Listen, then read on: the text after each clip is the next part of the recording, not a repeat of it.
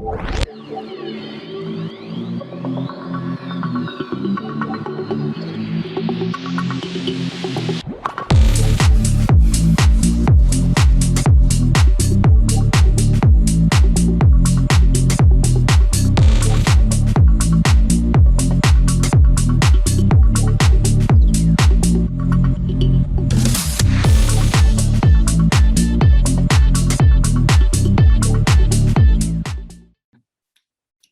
is episode 4 of This Crap Was on National Television, or an alternate title is Kirk Buchner is asking somebody he's never actually met live, Chris Bournea, to watch crappy television from the past. Right. A very 21st century quarantine life kind of thing.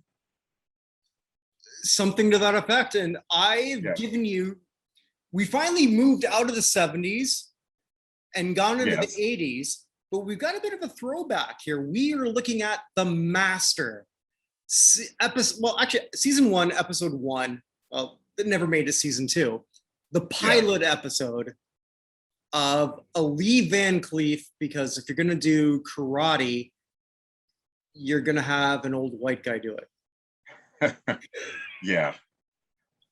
Well, as opposed to a youngish white guy with Kung Fu, right? How old was David Carradine when he did Kung Fu? That's a good question. I don't know that answer. I know that Lee Van Cleef, when he did this, was 58. Oh, wow. Okay.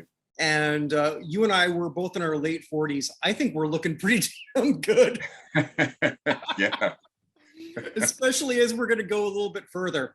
Now, I warned you ahead of time that I had a couple beers beforehand. I know it's in the morning when we're recording, but I'm in the Caribbean, so I can do that. So I brought out a Banks beer, and here's what I'm going to do. Every time there's a plot hole, I'm going to do a drink.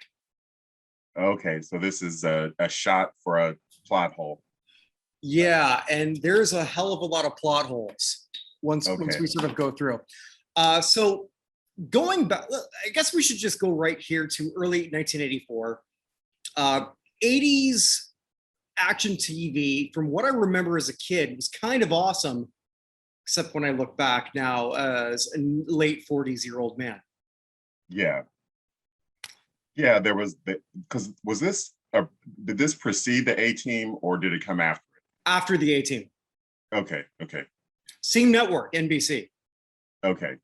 So I don't know, I couldn't find, or I didn't look that hard to see whether it was after or on the same day as the A-Team. But oh my God, there is a whole lot of A-Team tendencies, let's just say, because we have the do-gooders who can fight, protecting those who can't. Right. And that's in a van with similar stripes. Yes.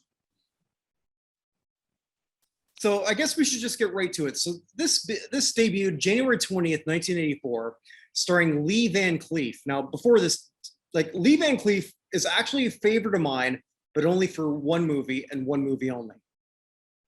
And that would be? The Good, the Bad, and the Ugly. Okay. Have you ever seen that, Chris? I have. I don't have vivid memories of it, but yeah, okay. No filmmaker worth their salt cannot have seen that.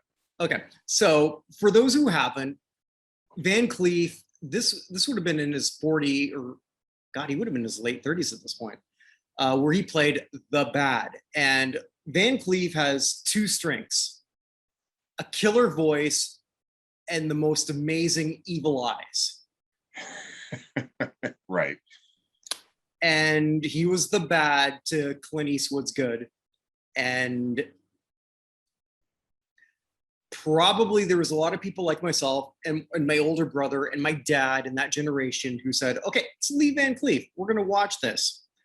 4 years earlier, in 1980, he was in a movie with Chuck Norris called The Octagon. Okay. So I was going to watch this again.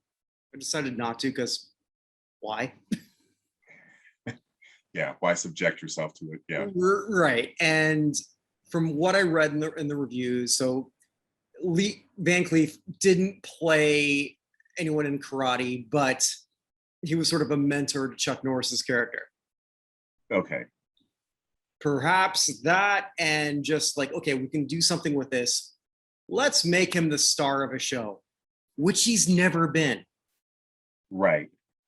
I mean, so I guess it's never too late to become a star. I suppose or a leading so. Man.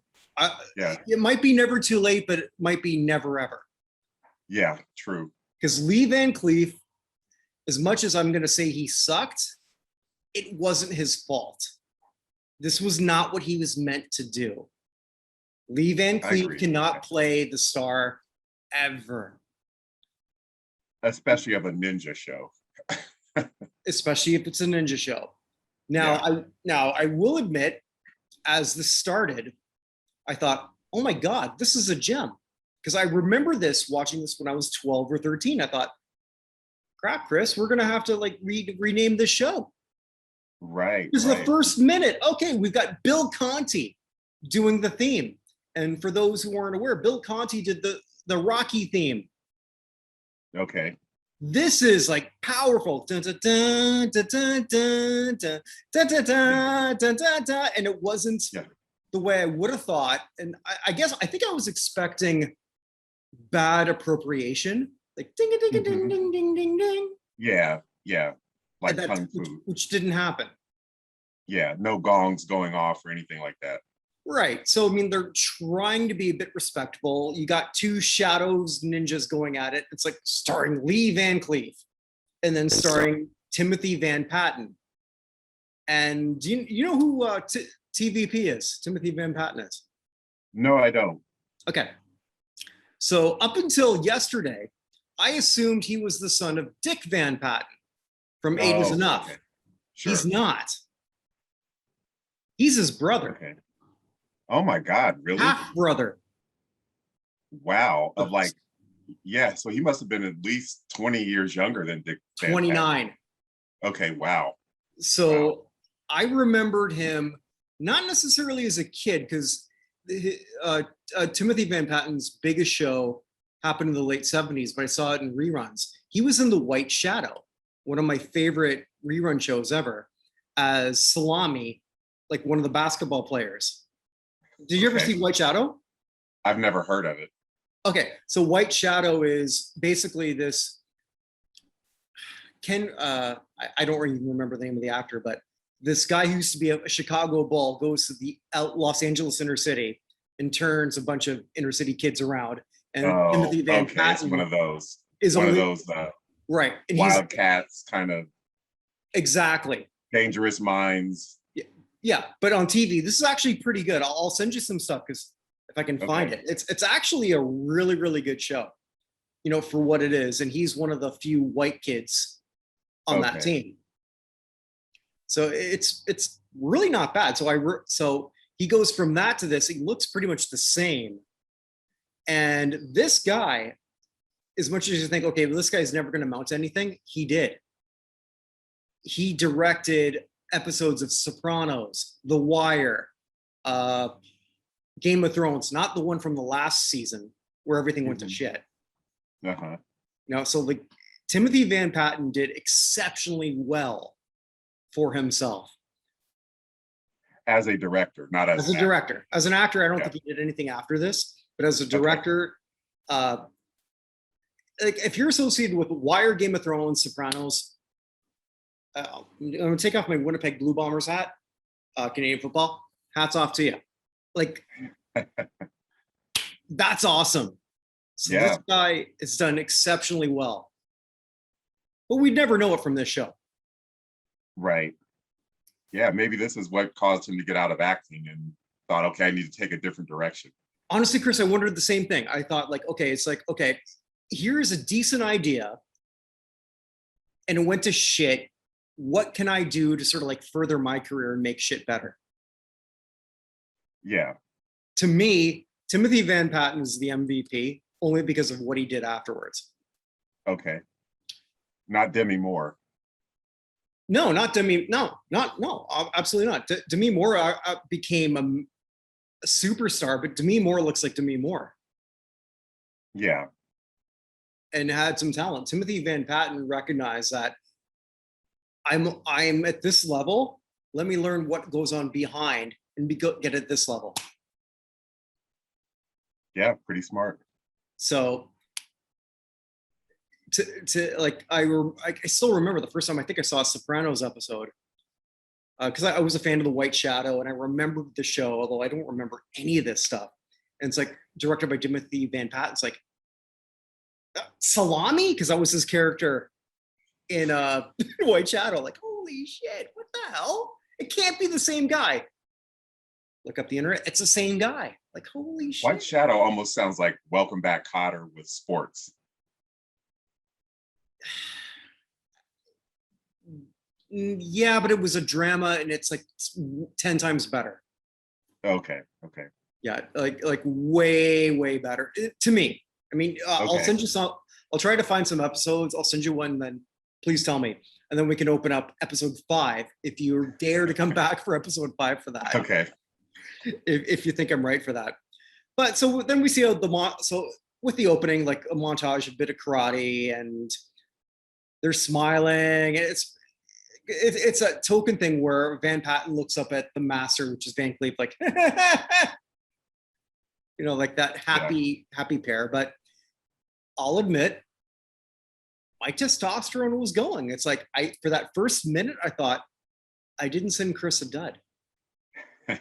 Right. That ended really quick. Yeah.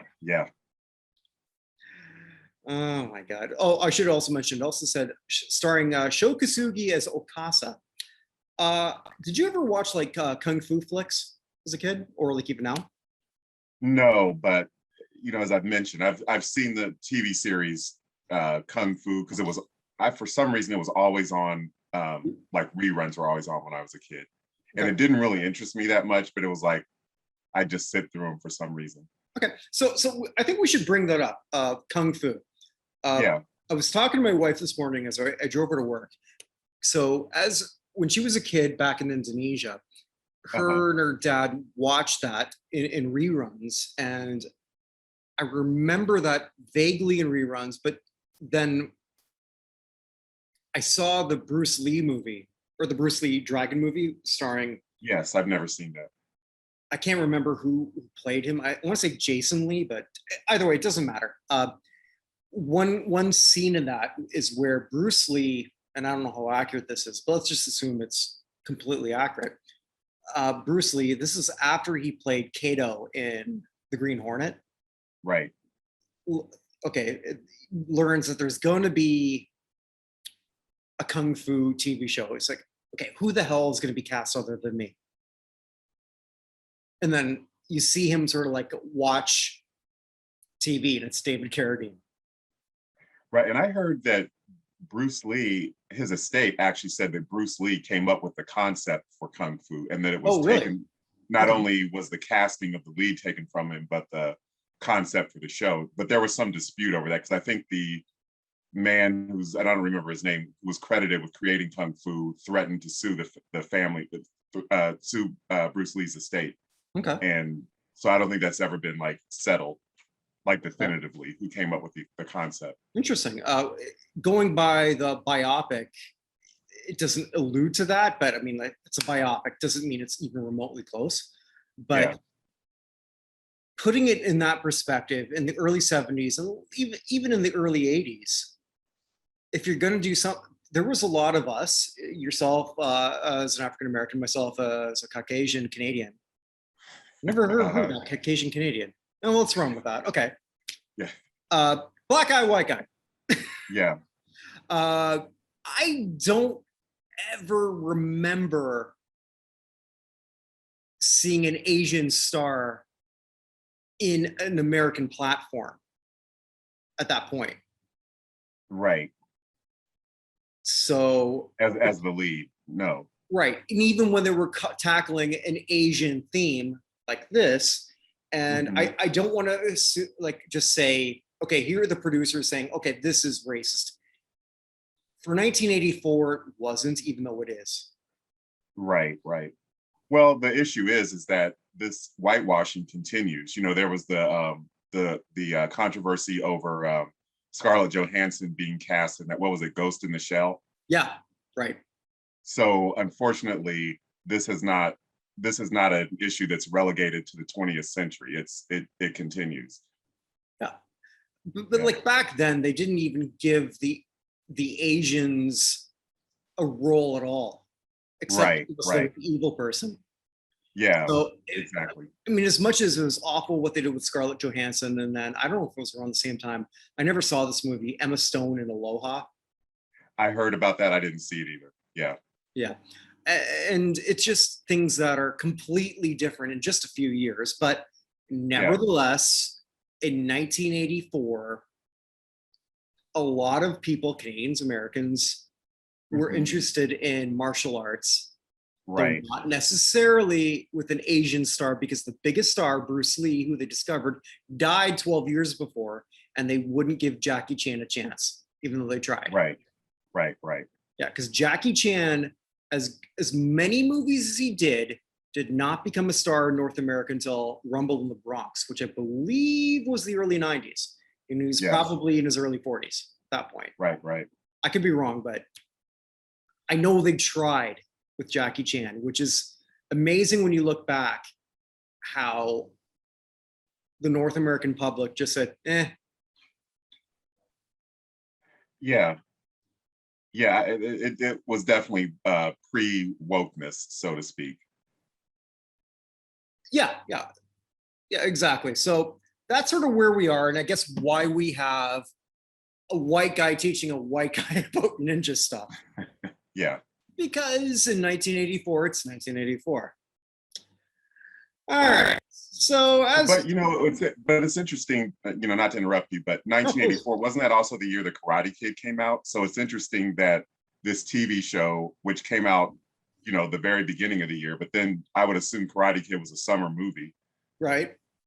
Yeah, you're right. Okay, so let's go to Karate Kid. Yeah. Have you watched Cobra Kai? No, I haven't. I've heard people rave about it and say it's great, but I did meet Ralph Macchio one time. No way. He was starring in How to Succeed in Business Without Really Trying. It came to the Ohio Theater in Columbus, and I just stood at the stage door and he signed my Outsiders VHS. He was really cool. Oh, what a throwback. I love this. Okay. Yeah. All right, so I love Cobra Kai mainly because I love Karate Kid. I should have wore my I have a Cobra Kai t-shirt that says No Mercy. Instead I wore my John Belushi t-shirt in college because I'm cool. I missed it. I got it wrong here. But I watched, not because Cobra Kai is that good, but because the nostalgia is through the roof. Mm-hmm. And there's one episode where Machio's character, LaRusso, is trying to get everything going with back in his studio, and he's doing a bunch of stuff, his karate, and then he sees comments as, "What cultural appropriation? What is that?" Okay. Sort of like an homage to I guess we never thought of that in the 80s. Right. So they were doing a meta kind of throwback of. Right. Because we didn't think of that stuff then. Right. Yeah. All right. So we start off, all right. So you're in the Rust Belt in Columbus. I'm glad you said you're in Columbus. Yeah. So it says Illinois, USA. Now I've been to Chicago. Uh-huh. I haven't been through upstate Illinois or downstate Illinois, but Toronto boy, I've been around a good chunk of this area. Sure. I'm pretty sure there's no bar in this whole area called the Surf Shack or Surf Bar. No, I sincerely doubt that. All right, so because you can go up to Lake Erie. I've been to Lake Ontario. If Yeah. you're in Illinois, I guess Lake Michigan. The surfing is probably not big, but I guess they came up with a bar called the Surf Bar. And we see Max Keller, Timothy Van Patten, I'm just going to call him Salami for the rest of the show. Okay.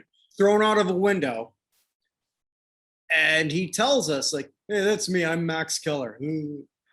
And we learn that he's a do-gooder, and he got thrown out because he confronted a bunch of bikers. Right. Who hang out at the actually, no, it was written the Surf Cafe. I don't know a lot of bikers. I really don't. But I would imagine that they don't hang out at a surf cafe. Yeah. Okay, so he's thrown out. We see guest stars. There is a few, but I only wrote down the two that are important. Demi Moore. I hope things work out great for her. Yeah, really, you think? And Claudia. An interesting, was this pre or post General Hospital? Wasn't she on General Hospital? Must have been after General Hospital. I did, I was, it's funny. We talked about last time. I'm a Young and the Restless guy, but I never watched General Hospital. Let's say post, but I know it's pre Brat Pack. Definitely. Because the Brat Pack movie she was in was St. Elmo's Fire, and that came out in '85. Right. So this was like a year before St. Elmo's Fire. Yeah. And then a year after that, with Rob Lowe and About Last Night. Thank you. Yeah. And then movie after movie, and then Ghosts, and then she took off, and man, that voice. Yeah, gravelly. Yeah, that kind of Kathleen Turner. Only she didn't turn into what Kathleen Turner became. Yeah, less Kathleen Turner, but yeah, she's way different than when in her heyday for sure. Oh my God.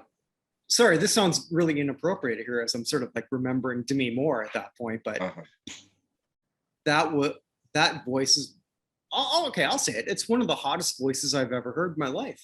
Yeah, Lauren Bacall, sort of that. Yeah, husky, raspy. Yeah. And then also special guest star Claude Akins, who I'm not attracted to. I just want to point that out. Sheriff Lobo. Yeah.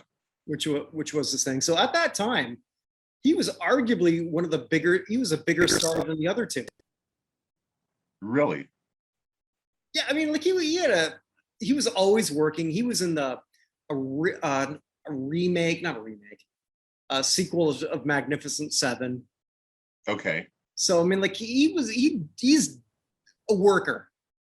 He'd done exceptionally well for himself. And I think as we look at the acting from what was given to him, he was probably one of the better actors for this genre, let's say. Okay. I think, but we can go on. All right, so as we're doing this, we're going to a van. It looks like an awful A-Team van is what I wrote. Because I'm wondering if they were trying to sort of like maybe make it looked like the A-Team van. Like maybe it did. Totally. Yeah. Yeah, so like I thought, okay, maybe they're hoping they're going to make toys of Lee Van Cleef toy. Oh God! So he's leaving. God, he's leaving, and then he mentions that halfway across the world, I didn't know that there was going to be a man who would change my life, and it's John Peter McAllister, I had to look this word up. The only Occidental who became a ninja. Apparently that means European. I had no idea what that meant. Yeah, Occidental means you're from the West rather than the East. And I was like, why did they use that word? Would the average American have known the word Occidental? I certainly wouldn't have as a kid. I didn't. Even as an adult. I had no idea. I had to look that up. Yeah, the only reason I knew it is because I study Spanish, and the word West is Occidente or something like that in Spanish. So that's the only way I knew the English equivalent of it. So they might it's not a commonly used word in America or apparently not Canada either. So they might as well said, okay, the only person who we thought could whitewash this film or TV show. So here's a question for you. Do you think Star Wars played into it? They were going for like an Alec Guinness, Obi-Wan Kenobi kind of vibe. I mean, did Master play into this? Yes, wasn't the 1000%. Okay. I've got notes all over the place where I saw Yoda references. Okay. Yeah, totally. So we see him here where he's letting a bird out of a cage for no reason. Like, why was he in the cage? And then he realizes something is amiss here in his home in Japan. We know it's in Japan because it says Japan. I look back, I was doing one of my other shows, and I realized, like, I do this a lot.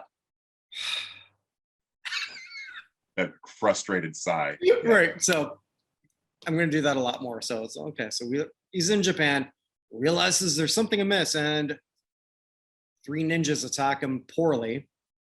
And then he learns that he's got a daughter in Elliston. I looked up where Elliston is. There is no Elliston. There's an Evanston, which is a suburb of Chicago, but that's what I thought. Yeah. So he escapes in a very small plane. A very small plane. I wonder if they use this hangar again later. Yeah, you think? Exactly. Yeah. A small plane that will transfer him. Like, what airport is this that just takes him all the way on the small plane to USA? It doesn't happen. All right, whatever. Right. So I said every time there was something that made no sense, I was going to have a drink. Jesus Christ. So he does that. So he's heading there. And then Max is apparently heading there to, Max being Salami, heading to Ellerston. It calls it the Twilight Zone. Why? You're just in the boonies, dude. There's nothing special here. And then Demi Moore runs out of the woods because I wish that would have happened to me when I was single. It didn't. Max picks her up, and then apparently he's playing classical music with a hamster. His hamster is there just rolling around in a treadmill. Yeah. He's a terrible pet owner. We'll go into that, I think, more. And then just randomly, he's chased by some guy honking. Is that your husband or boyfriend? Says Salami. Neither. I can't do her voice. And okay, you've met people in your life. Obviously, we've met each other. We've met a bunch of other people. Have you ever just introduced yourself while you were just taking a stranger away from a random person? Just said, "Hey, I'm Max Killer. I'm Holly Trumbull." Yeah, I can't say that's happened to me yet, I should say. All right. Well, I mean, our lives aren't over, so this still could. That's true. We can still become a ninja, apparently. Well, with the current climate, they're going to pick you over me. Yeah, that's true. Yeah. Oh my God. So she asks to be taken home, not that he has anywhere it was. And somebody who we know is a do-gooder, which I think is relevant later because he doesn't do a lot of good later, but we'll go to that. Learns it's a cop because he flips the IRS, what am I saying? The siren, sorry. And to me, she's got a lot to say, saying that this is where it gets really dark. The sheriff's got a personal vendetta against her and her dad and tried to rape her. Wow. And then I thought to myself, the word rape back in the 80s does not necessarily mean what it does now. I think we all know what rape means.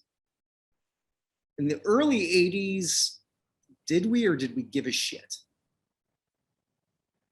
Yeah, I think probably it was a higher threshold, meaning, like out and out, forcible, I hate to use the word penetration, but now it's more, the threshold is there's a spectrum of what could be considered rape or like extreme sexual harassment. Yeah, because like that one, just like, holy shit. Like that. I'm surprised they use that on network TV because it seemed like it. Exactly. Especially in a pilot episode that they're trying to like please everybody, please every audience possible. So when I heard that, I was trying to think, okay, is that how in '84 we just thought, la la la la la la. All right, this is bad, but I guess not that bad.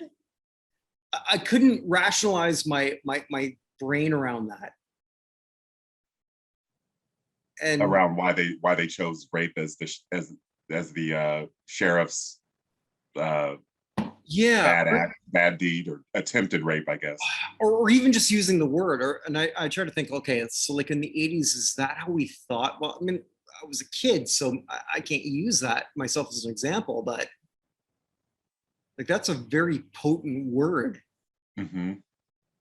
in my circle, my life, and like in everything, right? So, but yeah. Before, was that so flippant? Well, I guess so, because here they did.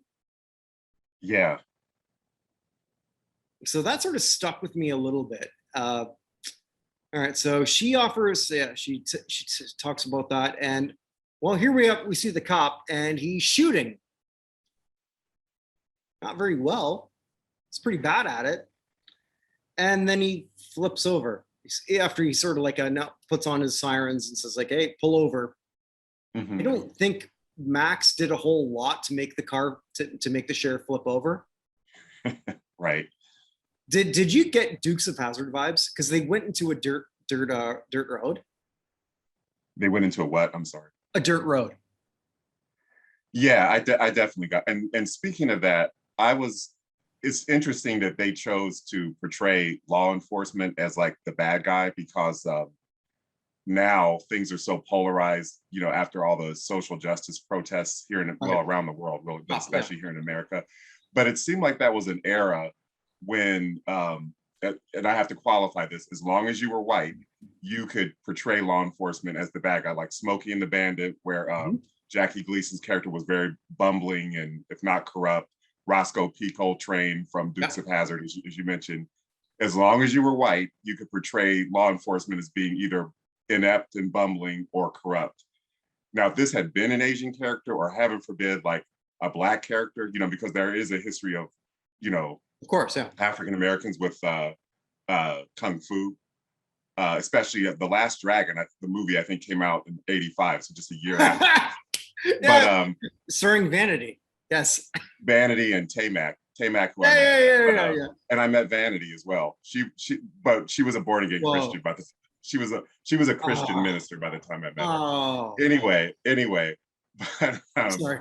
It's just interesting that they could get away with portraying law enforcement in this, because now if you put this on, it would be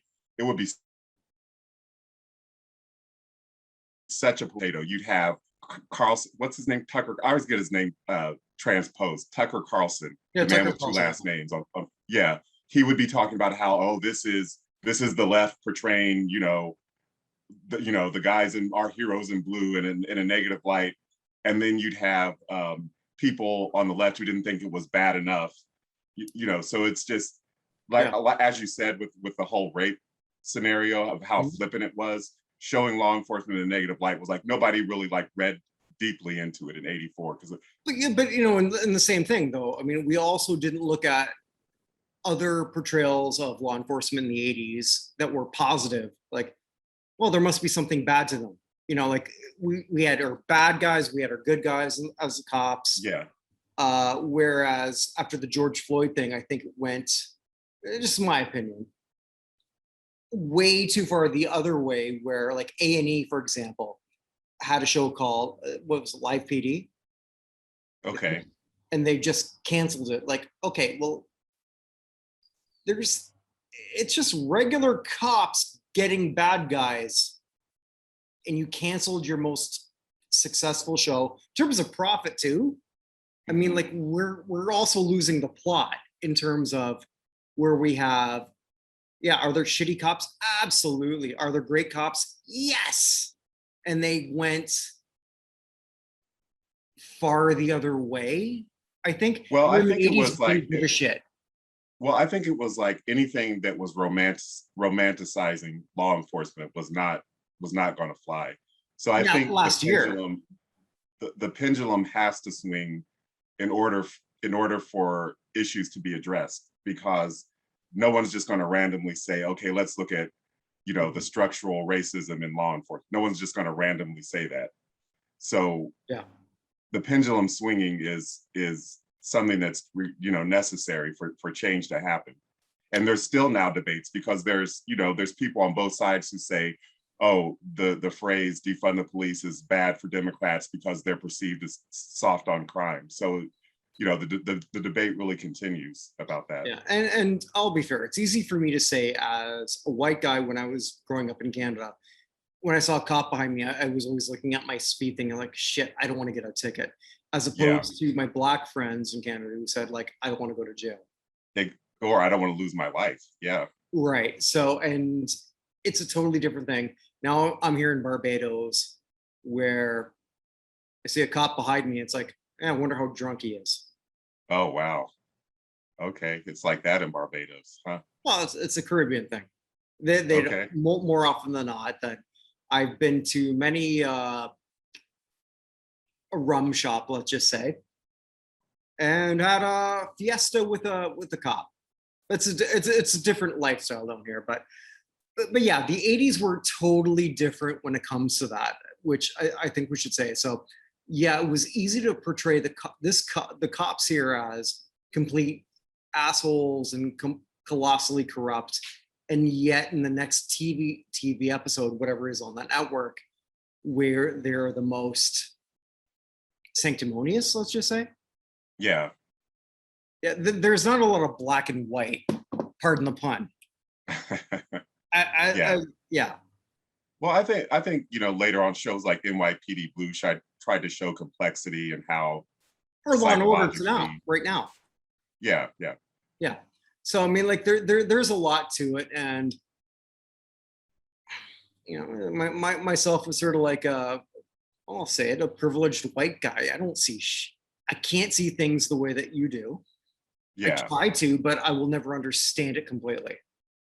Right. And I can be empathetic, but I can't be, what's the word I'm looking for? Completely comprehensional. Mm-hmm. Yeah. Yeah. You can never replicate someone's lived experience, definitely. No. Well, this went deep. for a superficial show, but yeah. So let's go back to the superficial.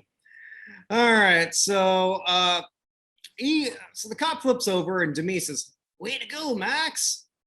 And luckily they got away. Like, wow, it went pretty well for the guy who ran away from a cop that flipped over. Yeah. Oh God. So for whatever reason, so as we're doing that, we now see Steve Van Cleef in a truck. All right, speaking about like white-black relations, we have our only Black American here.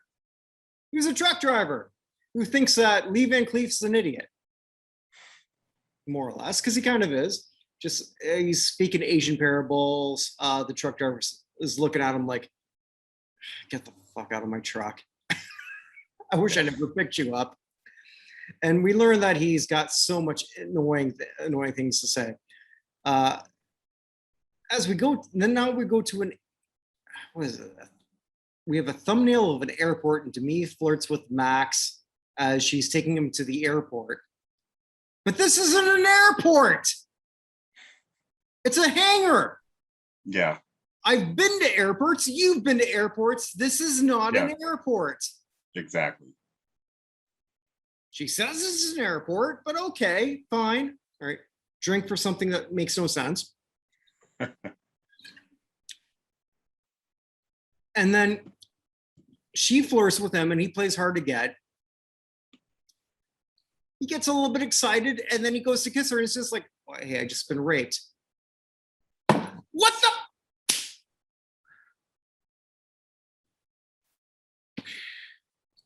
Okay. Is this PTSD? And I know there was no PTSD back then. I mean, but it wasn't. But what kind of message is this sending for the young girls of America at that point? Okay, I just got raped by a cop, but I'm going to flirt with some random guy I just met 2 hours ago? Right. No wonder the girls of the 80s were confused. Yeah. Jesus Christ. I can't watch this with 2021 eyes. I can't. Yeah, for sure. Did you feel that too? Because you've got a niece that's pretty.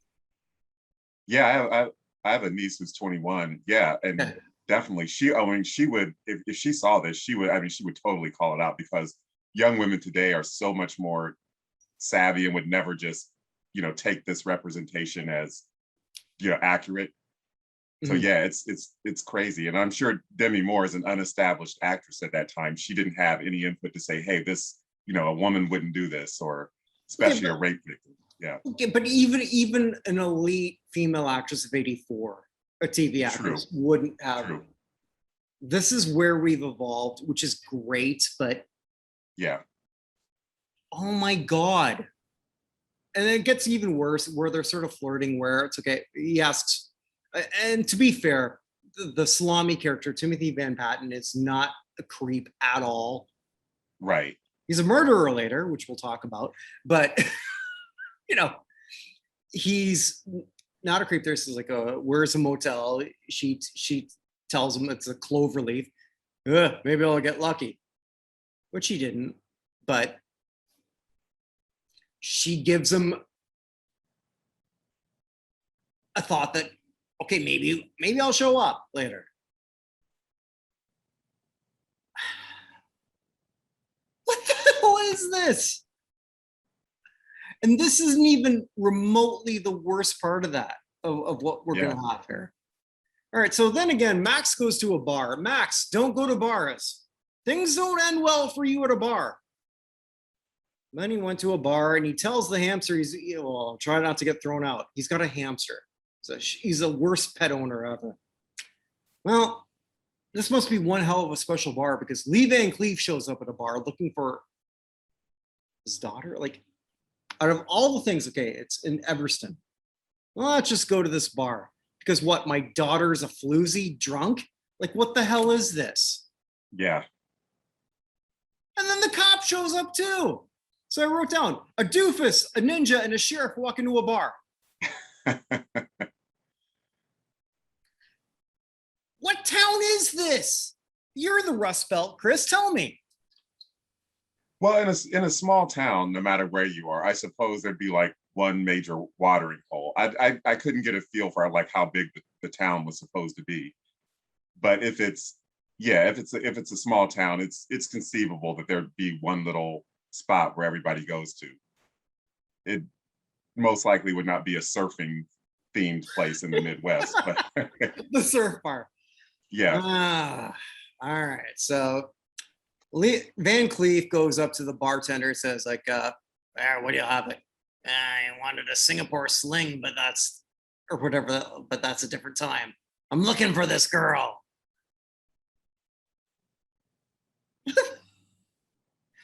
Which is creepy enough in itself, but we'll get to the picture of the girl later.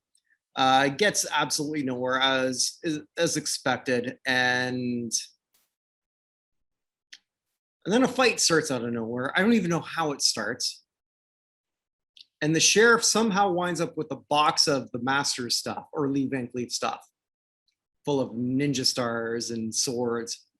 I don't know how he got it. I don't remember him walking in with it. Like, I've been to many bars. I've never walked in with a suitcase. I've never seen anyone walk in with a suitcase. Yeah. You're in the Midwest, Chris. Have you ever seen that? Yeah, that would be a bit suspicious if you walk in carrying a suitcase. All right. So so the fight starts out of nowhere. Max sees all this and he's with two random guys. He's told not to worry. And we got to remember this later because one guy says, I've seen this guy at a truck stop. He can take care of himself. What truck stop is this? Yeah. Where? Right. Oh my God. So Max starts the fight. The sheriff, who somehow got the box of stuff, unsheaths the sword. Okay, you're a cop. You're a sheriff. You don't need a sword. You have a gun that you can pretty much do whatever you want. Right. Anything you want, and no one's going to do anything. And you're going to take a ninja sword that you've never done? All right, sorry.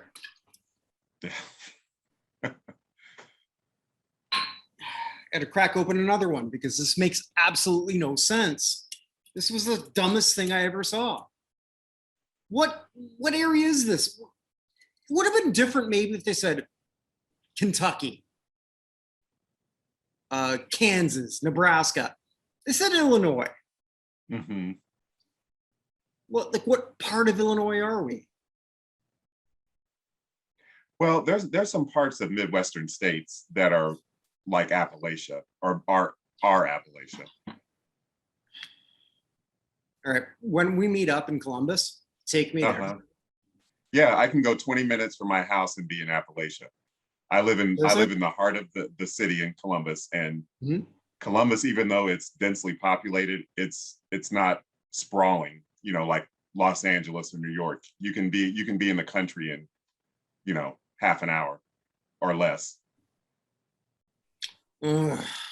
All right. Well, you're gonna have to take me there because I've been to Columbus. I just went to some mall and a restaurant, a steakhouse with my wife. Okay. But if you're looking for me to protect you like in a fight, like the master, you're on your own. My wife can probably throw down, but anyway. All right. So we're looking at this. So a fight breaks out. Lee Van Cleef's got complete confidence in Max, who he's never met, who does all the fighting. Right. Max gets beats off, do the bar pratfall where two random people who weren't cops, just throw him through a window. Yeah. Okay, so like this idiot cop or the sheriff comes and he's got all these buddies. Huh? All right, fine. Well, now Van Cleef decides he's gonna like destroy a Pac-Man machine, an arcade game. Just beats up random inanimate objects.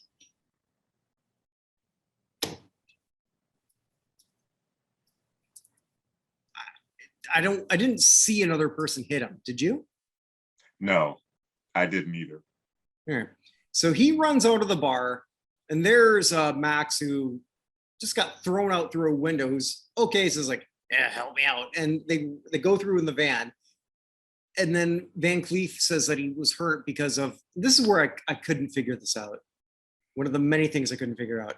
So he said it what like some Chinese star stuck in his back or something, and the wound opened up. Like, Did you catch that? Like, this made no sense to me.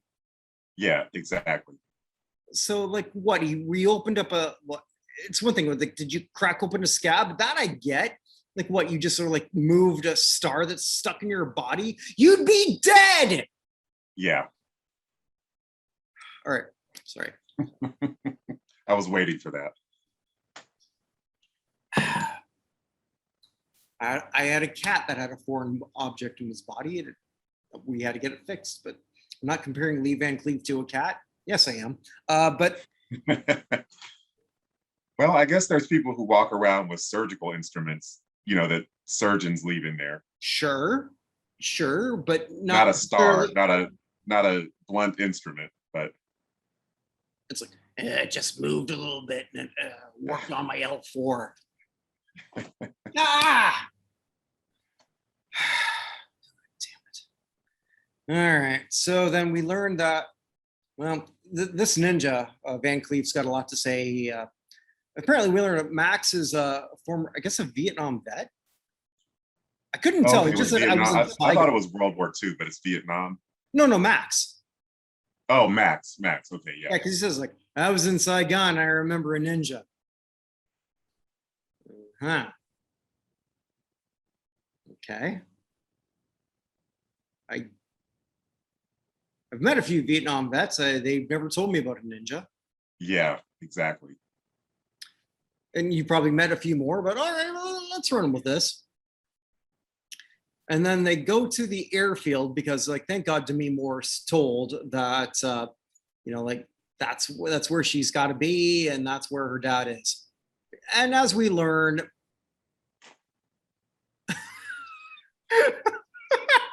the local businessman or the local mogul wants that to build a shopping mall. Did you get Roadhouse vibes here from this? I've never seen Roadhouse. What? I've had it recommended to me so many times, but I've never seen it. Ah, blasphemous. All right.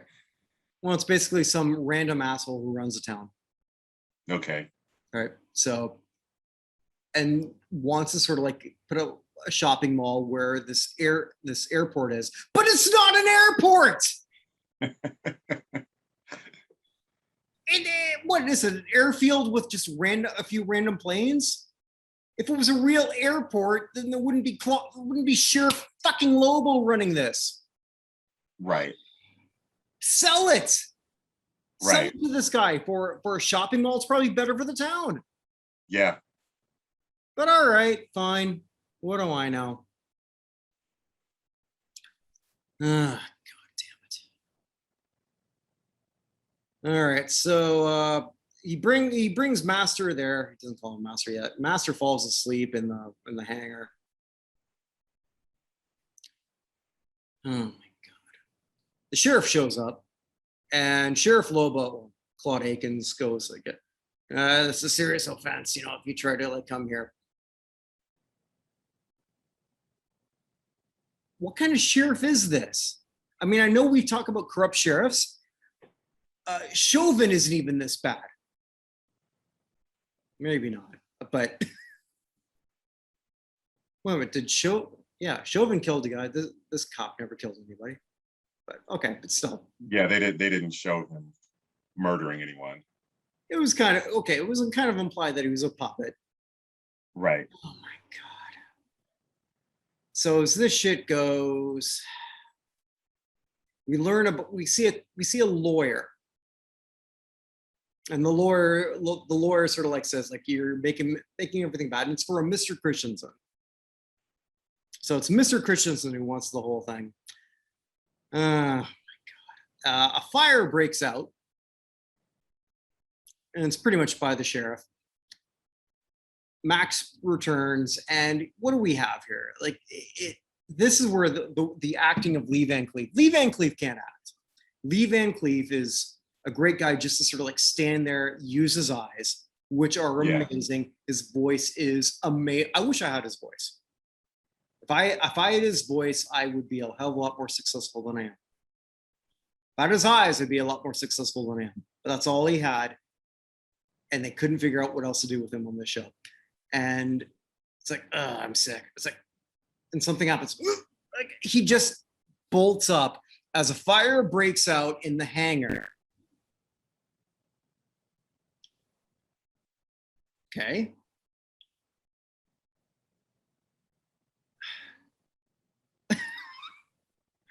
Demi Moore runs in there and then just like looks at that. A minor explosion happens and then she just collapses. Right. She comes up, and then Master's stunt double comes up, picks her up, and then another explosion just sort of like blocks them. And then we learn that, look at that, holy shit. Lee Van Cleef knows how to drive a plane through a door. Oh my god. So saves everybody, blows up the hangar. Oh my god.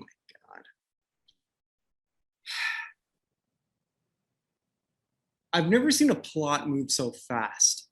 I know. What there was of the plot. What there was of a plot, exactly. Yeah. Every time, also too, worth mentioning, every time Lee Van Cleef goes into a ninja suit, it's clearly not Lee Van Cleef. Right. He's lost his gut. He's maybe 2 inches taller. And he can sure move. Yeah. And again, he's only 58. Tom Cruise is 56, to put it in perspective. Yeah, he's definitely not doing the Tom Cruise run.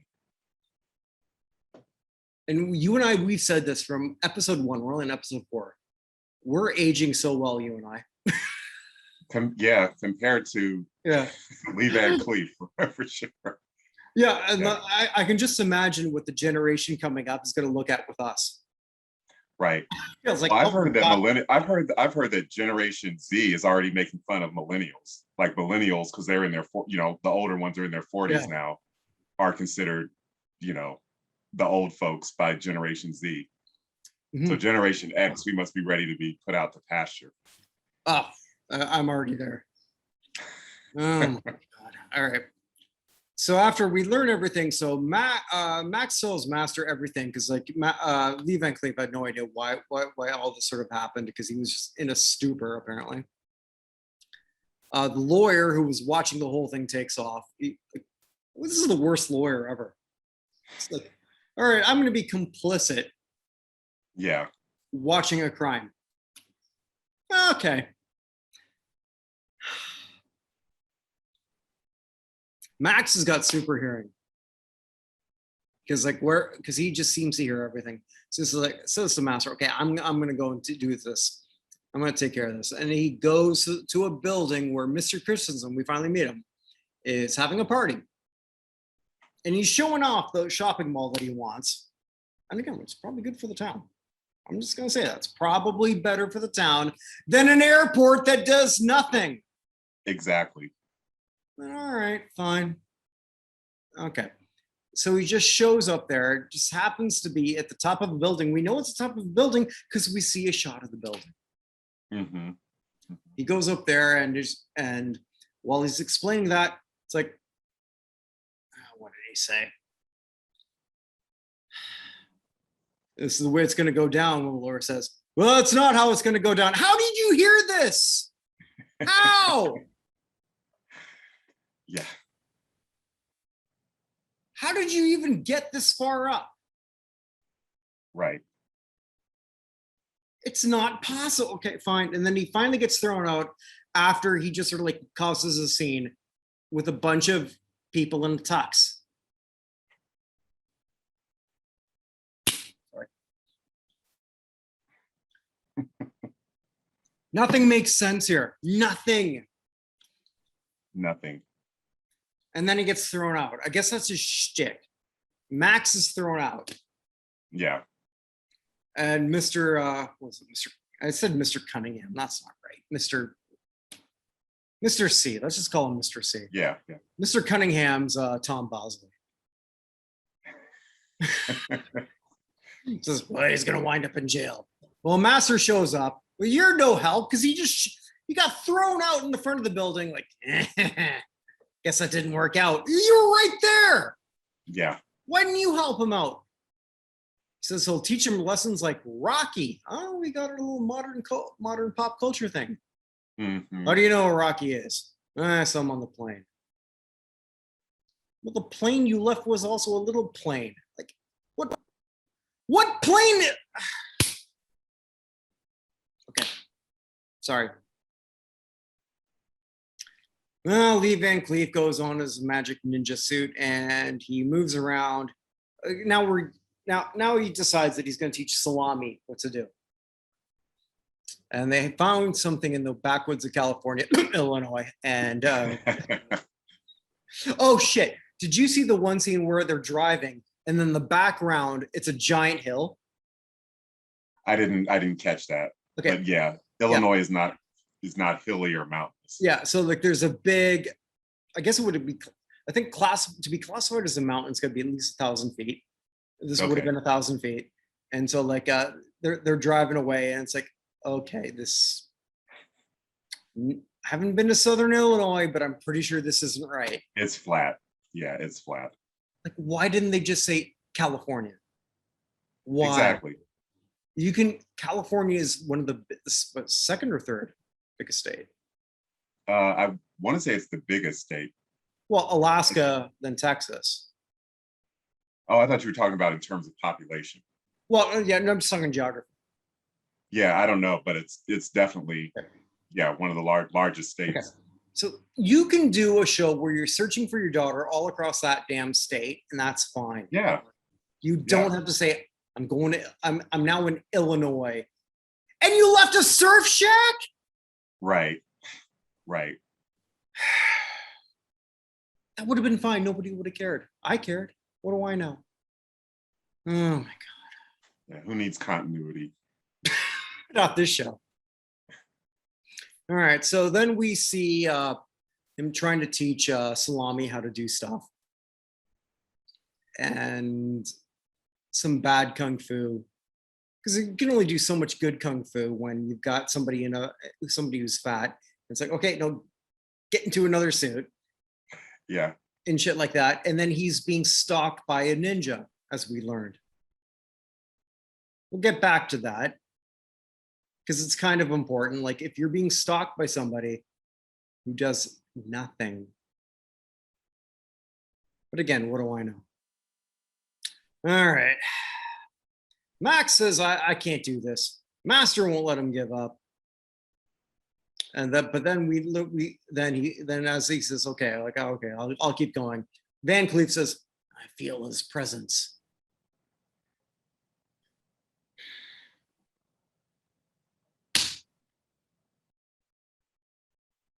He felt yours and you did nothing. You did nothing, idiots. Yeah. Jesus Christ. Oh my God. All right. So Salami says to Lee Van Cleef, all right, so let's go torture the cop. Van Cleef says, hey, that's a great idea. He's got his ninja star, blows out a tire, and then just does a flying kick into the windshield. Ever happen to you? When you no? Somebody flying into my windshield. Yeah. I've had people throw rocks at my windshield, but not do a drop kick. They must have really hated your writing, huh? Must have. Oh, Jesus Christ. Pulls him out of the car, and then I don't know what kind of special effects this was. He gets thrown through a lasso and is tied up. Just I've never seen anything like that before. And Wonder Woman made a cameo. Exactly. So he's tied up, and then Max interrogates. I want the names. I want the names. It gives the names of those 4 people and asks where Christensen is. And he's got the, I guess, the APB or whatever it is from the cop car, which I guess is important. So I guess the sheriff gave him up to who? To who? Who we give him up to? Is idiot deputies who were just sitting there doing nothing? All right, fine. Let's just run with that. Because we never saw them again. Mm-hmm. Where is Christensen? Well, it's in the same building you were 10 minutes ago. Max goes through the security, which is sort of like any other building, and just I wrote down, didn't the security guard remember this guy when he was thrown out 10 minutes ago? Exactly. And then he knocks him out with one punch. Max does. It's like, and so I said, like, what do you need a ninja for? If you could do and knock out somebody, I wish I could do that. I can't do that. Right. Well, you knocked out somebody with that. Before that, though, I should mention, when him and the master is saying, like, okay, we're going to figure this out. You go up the elevator. I'm going to climb up this. I'm going to climb up this. What? I'm going to climb up. What, the stairs? No, the building. And then you just see him sort of doing that. Clearly through like something that is horizontal, because there is no way that he can sort of like do. I don't care what kind of ninja you are, you're not climbing like that. Yeah. It's not happening. Yeah. No, whatever. Okay, fine. I mean, that's 70s, 80s action. I'll accept that. Max enters the building. Knocks out 2 more security guards easily. It's that easy.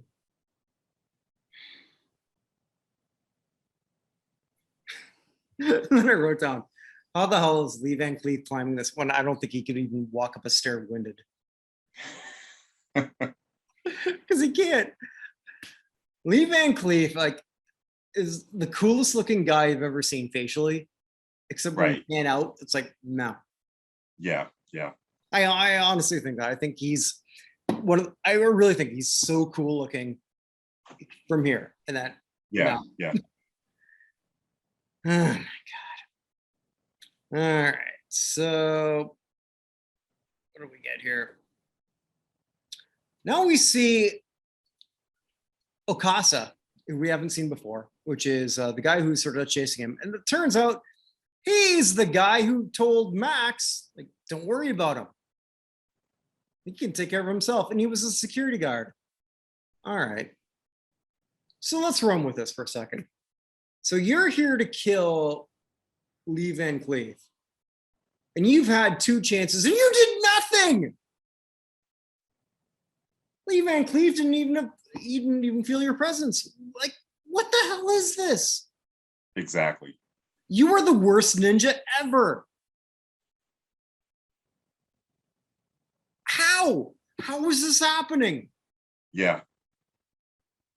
And we don't even know why, because what, he's going to explore the secrets of the ninja. What are the secrets of the ninja? Do they even exist at this point? This is the dumbest shit ever. Like, am I wrong here? Like, No, it's totally convoluted. Makes absolutely no sense. and apparently Kasugi, the actor, was Lee Van Cleef when he was in a ninja suit. Oh, okay. So he had his stunt double fight. That's really meta. The stunt double fighting himself, actually. Exactly, yeah. Because I mean, Yeah. because Van Cleef at this point just can't do anything. He can't. He can barely move.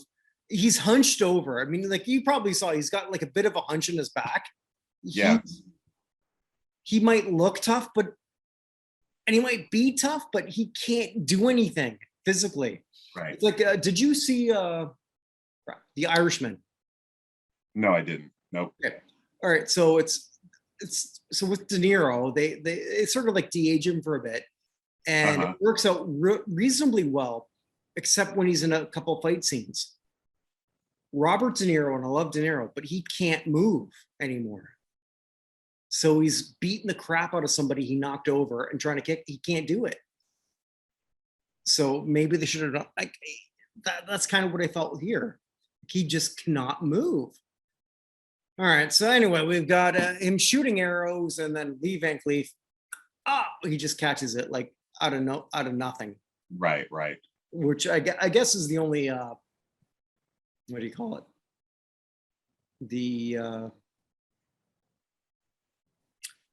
no special effects. That's the only thing that sort of works. Anyway, he beats him up, and could have had him, and he says, "We'll meet you again." Why? Because, and I forgot to mention, because then Max shows up and says like, "Hey, you could have had him." Max already killed Mr. Christensen at this point. So he says like, "No, I don't kill anymore." Well, your protege just did with a flying ninja star and shit like that. Like when he went up there and just had apparently no security after that. Your protege is a killer and you're not. You didn't kill the guy. Fine. All right. What do you got here, Chris? I mean, like I'm lost for words here. Yeah, it's really puzzling why they chose what's his name again? Lee Van Cleef. Lee Van Cleef as the lead actor, when as you so rightfully point out, he's not an action star. At this point, he's barely mobile. It's like he wasn't a big enough star where you can justify his name alone is going to bring an audience. So it's just really puzzling. It's one of those network errors that you just don't. It just makes you scratch your head. That's why I just thought of Star Wars. Like they were just going for the Obi-Wan Kenobi, even though Alec Guinness, doesn't look like your average sword fighter or lightsaber fighter. But Alec Guinness won an Oscar. Yeah, exactly. Mm-hmm. So why Lee Van Cleef? Like you said, he looks like a tough guy, but at this point in his life, he just was not action star material. No, Lee Van Cleef should have always been the heavy. Yeah. He should have, at this point, he should have been the guy. I don't know who you cast. I mean, you can't get Chuck Norris in 1984 because he was a movie star.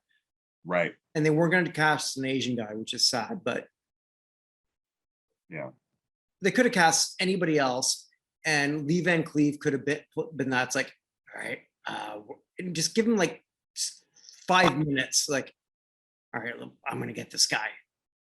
Yeah. Because he could do that. Yeah. Because he can't physically move.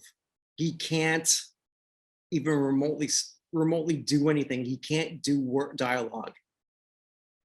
I've never seen anyone who has a better voice who can't do anything with it than Lee Van Cleef. Mm-hmm. He's like James what am I thinking? James 0 Cent Jones. James who? James Earl Jones, only James 0 Cent. Okay. No, because James Earl Jones might not, like, as he is now, like, all right, maybe you don't want to see him move, but like, look at that voice. I Yeah. don't know what it is. Right. He has that gravitas with the voice, but right. No, you wouldn't. Which Lee Van does, but he's yeah. It's like, but James Earl Jones by the 80s, I mean, maybe he could have done in the 70s. He could have played Darth Vader physically. Because you ever seen just James Johnson, like a boxer in the early 70s? Yeah, the Great White Hope, I think. Right. But he couldn't have gone probably beyond that, or maybe he could have. I don't know, but Van Cleef couldn't have. It was just somebody probably was a fan, just like, I think I can make something work here. Right. All right. So anyway, I guess we'll finish this off here. He says we'll meet again. Maybe they did. I didn't watch any of the other 12 episodes. I know you didn't. I didn't want to. This ended after a season. He never met his daughter. Oh, by the way, so he says, like, I'm looking for my daughter, who's looking like this. And for those listening, pointing sideways. Your daughter's not even giving you a clear picture? Yeah. How did his daughter even know where you were? How? Exactly. Yeah. No. Okay. Somehow, as they're leaving, Salami learns that from Demi Moore that she's like, oh, she moved to Atlanta. Well, they're moving so they're going to drive to Atlanta, which I'm sure looks a lot like Southern Cal. Yeah. And I never wanted to see any more of this again. Master never saw his daughter. Salami became a big director. Demi did well. Lee Van Cleef died. There we go. This was shit. This was utter shit. Not because of the whitewashing, because I'm going to give a pass. And maybe because I'm a white guy, but in 1984, that's how it was. If you do it in 2024 or 2014, you got a problem. But this was just bad. This was an A-Team light. And it didn't. Yeah, I agree. A-Team ripoff. Yeah. So they gave it a shot. It was a fail. So the big thing here is, whose fault is this? That's what I always ask you. Whose fault was this? Yeah, like you said, whoever the network guy was who was just a Lee Van Cleef fan who decided to cast him as an action star, that's who I think whose fault it was. And it's not even that for 84, like, this could have been a hit, and it's not that this would have been well remembered. It wouldn't have been. But Van Cleef didn't have the chops to pull it off. Mm-hmm. Timothy Van Patten, I'm going to say as an actor, I think there's charisma, but I don't think he's got an act. He can act, but I think there's something there. Right. For like, TV, yeah. For TV, I think he's passable. Yeah. Yeah, because I kind of felt like, all right, so like he's not terrible in this, but anything that's terrible is not his fault. Yeah, I agree. It's the concept and the writing or lack thereof. Mm-hmm. All right, so with that, we will call this adieu. I cracked open another one, my last one. I was going to ask you one last one for the road. Oh, yes. Bit of self-promotion if I could, but I'm going to let you do a bit of promotion because you've got a great documentary that I think you should tell everyone about. Thank you. Yeah, Lady Wrestler, which chronicles the history of Black women who integrated pro wrestling in the 50s. It's on Amazon Prime, so please check it out. Yep. Looks like probably by the time this comes out, my first book will be out. Awesome. Can't wait to read it. Yeah, so that's what I was telling you about Chavo Guerrero Sr., his autobiography. It took a long time to finally get it out. But congratulations. It on Amazon. Thank you. I know that feeling of finally finishing a book and getting it out. So that's quite an accomplishment. Oh, Chris, man. I'd say you have no idea, but you do. Yeah. I'll raise my carbonated water to you. Right. Well, this is carbonated in water. So, Yeah. so that's going to be out. This Sunday, I'm doing another episode of the Classic Sports Review where we're looking at Canada versus USA, the Dream Team. Wow. The American Okay. Dream Team, 1992, against Canada in kind of a Barcelona. Was it no, Barcelona? no, because this is before Barcelona. The U.S. Oh. The U.S. had to qualify for Barcelona. Oh, okay. So it was a bunch of them. So it was the Dream Team against a lot of Canadians who look a lot more like me than what they look like now. Putting it bluntly, Yeah. the post Vince Carter era, let's just say. Okay. Okay. Yeah. So it was really interesting watching 10 guys just saying like, all right, we're just gonna have some fun with these idiots. I wanted to do them against Angola, like the first game again in the Olympics, but I couldn't find it with a commentary. Oh. Yeah. But I found it, and then I found I've got two people here who used to play college basketball. Oh, that'll be great. Yeah, so I've got a couple of special guests for that. Also, we've got some #1 songs. "Wake Me Up Before You Go Go." Oh, wow. Yeah. So there's a lot of stuff coming on notinallofame.com. With that, we say stay safe, everybody. Have a good one.